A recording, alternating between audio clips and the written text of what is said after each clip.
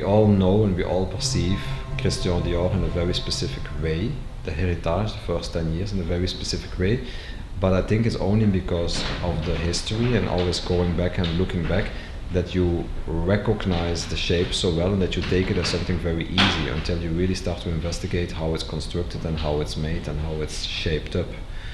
Finding myself in the house now, I have to say that I discovered even much more things that I didn't really see before, like specific codes that he uses and specific gestures and specific attitudes, because he was an extreme architectural designer.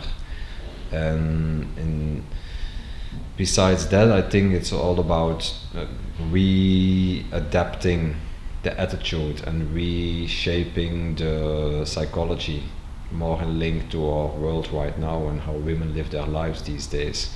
I want to bring a lot of extra new kind of dynamic and energy. That's, I think, a big challenge, to make it more dynamic. My desire is to have the history and the future together by making a more, like modern dress and a more, let's say, historical dress, and kind of fusing them together. But I also want to make it very clear. I want them to really understand that that is the way I approach it. Sometimes I also like the radicality of an act. And I also like the juxtaposition of two worlds very often, or the juxtaposition of two different kind of ideas. So in that sense, it became very much about juxtaposition of a couture craft, but coming from very different moments in time, because one embroidery was kind of very developed among ourselves in a kind of more futurist way, and the other one was really a historical embroidery.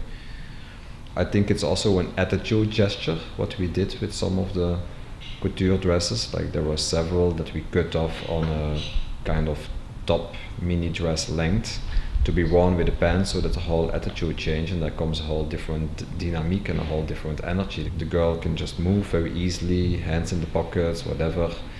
Same with the ones that were sliced open in the front, like, and you take also a pant underneath, and it doesn't become this kind of don't touch it, only look at it situation.